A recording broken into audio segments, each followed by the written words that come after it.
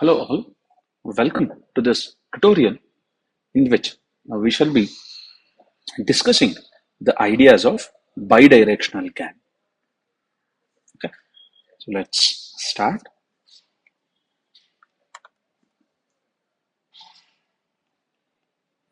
Bidirectional.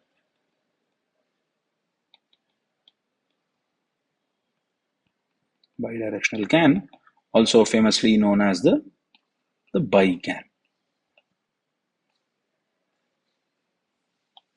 So now in the naive vanilla GAN formulation, now you have your generator network, now which will take input from a normal distribution. Okay. Now it will take Z, that is the latent dimension, and then map it to the image space. Okay. And then you have your critique network, which will take the input, either it is a real data, real image, or the generated image, and then it will map to 0, 1. Now this is the formulation in the naive GAN. Now, whenever we look at the idea of inversion, that means that you want an embedding. Okay. So for your image, okay. Now we will be looking into the idea of bidirectional GAN. So now in bidirectional GAN, what happens is, now you have your generator network, now which is from your latent dimension to your image space, and then you have encoder, okay, now which is from your image dimension to the latent dimension, and then you have your critique network, now which take a combination of image dimension and then the latent dimension, and then maps it to 0, 1. Now this is the mapping in Bi-GAN. Now this encoder that you will get, now you will be able to get the encoded information properly. Now that is how now you will be going ahead with it. Okay, so now what happens here is, now you have your network,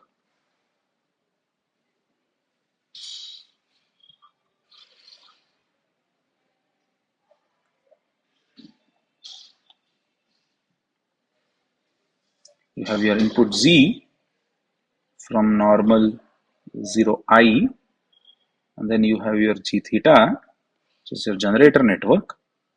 Now you will map to P theta, now which is your generated image space. Okay, and then you have an encoder.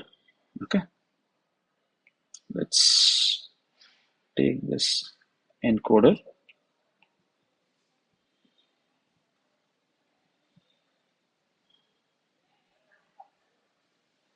You have this encoder which takes input, which is your real image, and then now it will try to learn how to get the embedding. Now this is the generated embedding, which is parameterized by phi. Okay, I call it as encoder, which is parameterized by phi. Okay, now this is only done for your real data. Okay, now for generated data, anyhow you have the embedding or the latent value is already present. Okay, so now and then you have your critique network. You have your critique network now. Now critique network now will take pairs now. Okay, now it take X. Okay, and then the embedding that is obtained for this X. Okay, it takes the pair of the input and then its embedding, or it takes the generated image and its embedding. Okay, and then it should be able to say to which domain it belongs to. Okay. Now, earlier in all of our things, now either we used to take x and x hat. Now, in addition to x, now we take the generated embedding. Okay, that is the reason why I only generated for only the real images, and then the generated images, now, which I get from my generator network with the embeddings, latent dimension that has been passed to it. Now, it has to differentiate between this pair of values. Now, I'll just modify my loss function accordingly. Okay. Yeah, you will have your saddle point problem as it is. You just write the loss. You have your Bi-GAN loss. Now you have three networks. Now one is parameterized by theta, the other is by W, the other is by phi. Now how do you get it? You have your outer expectation now with respect to the real data, and then you have your inner expectation now with respect to the generated latent dimension. So log of the critique network parameterized by W x comma E phi of x. It should be evident this E phi of x is this z hat. Okay. To this you add. Now the other thing, you have your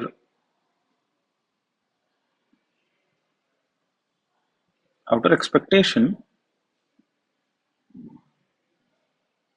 C normal 0i, and then you have your inner expectation with respect to the generated data. Then you take log of 1 minus dw of g theta of z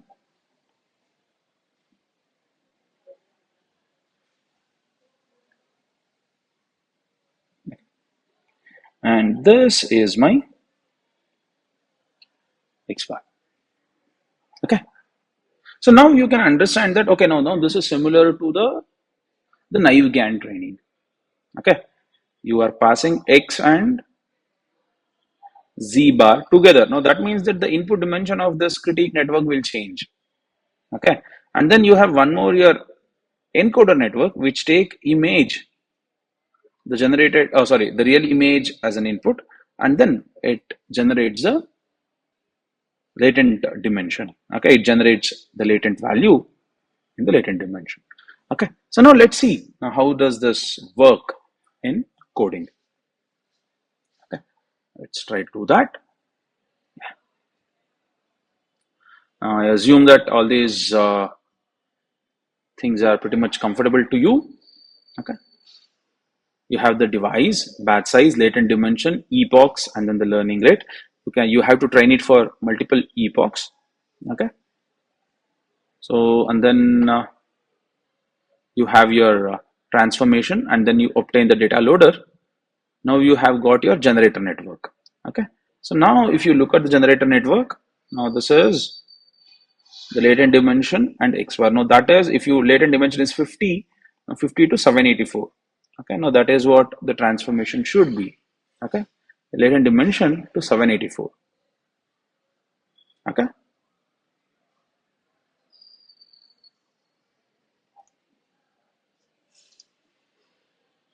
so now,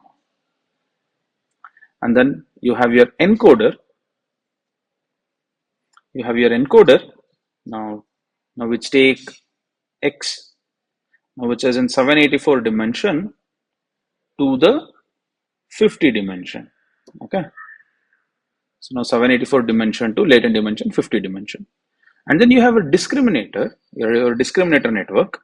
Now how does your discriminator input? Now this is 784 plus 50. Okay, now that should be the input now. Okay, 784 plus latent dimension, that you're converting into 124. Yeah, now these, how should be the transformation, all those now you can manage. Okay, now you get X and Z separately, you concatenate them, and then you pass it into the network. Now this is your discriminator network. Okay, yeah, you create instances of them, and then the loss that we'll be needing is BCE loss.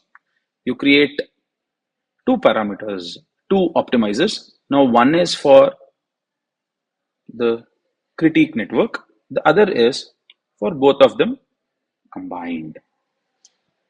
Okay, so now, yeah, and then you store it in Bi-GAN. Okay, okay, it is not DC GAN, I have just used Bi-GAN. Yeah, so now let's look at the idea of running the training loop. Okay, so now first you are training just the discriminator. Now because of this, your generator and the encoder are both of them in the evaluation mode. Okay, so yeah, you should be comfortable with first you get the train loader, and then you get the X-real. First you port it onto the device, okay? And then you get the Z-real. Okay, now those are the random things that you have got, the random values, which is same as the number of elements now in your one batch, now whatever the batch is that we have considered. Okay, so and then let's try to understand the discriminator loss. Okay, now discriminator loss has two parts. Now one is X and Z bar. Okay, now that is Z fake, now which is your encoded value. You pass the X real into the encoder, you get the Z fake. Now that is Z is generated. Now let's not call it fake, that is generated. Okay, and then you get this Z real. Now why it is called as real, that is the actual value. Now you pass it through the generator, now you get the generated values. Now here fake means generated. Okay, and then what do you do for the D real, the value of the discriminator real? Now what is that you have to pass now? Now you have to pass X and then the Z cap. Now Z cap is given by Z fake in our case. Now you pass these two things. Okay, it will be concatenated and then pass it to the network to get the D fake, that is this value. You pass it the generated value and then the Z real. Okay, you get the generated, which is X fake, and then the Z real. Okay, and then you get the labels. Now this is the discriminator value you have got, and then for real, now you make all ones. Now for the fake, you make all zeros, and then you take the BC loss of them. Okay, now why do we take the BC loss? Now we have discussed it earlier. For D real, you pass the real labels. For D fake, you pass the fakes labels, and then you will be able to obtain the loss, and then you back propagate it, update the values. Now for training the generator and the encoder, now you place the generator and the encoder in the training mode, and then the discriminator in the evaluation mode. Okay, and you follow the similar structure and then back propagate and update the weights, and then you finally generate samples after some epochs. Okay, and this is how you train the inversion, the latent inversion that we have been discussing in the Bi-GAN. There was one mistake that I didn't see earlier. Now you have to have a tan H here. Okay, this was one mistake that was there. Okay, now please change that. Okay, this mistake has been rectified in this thing. Okay, now with this, now we will complete our coding discussion on Bi-GAN. See, main aim of these tutorials is, now given an equation, now how do you transform it into the code? Is the aim. Okay, I hope it was helpful. Thank you.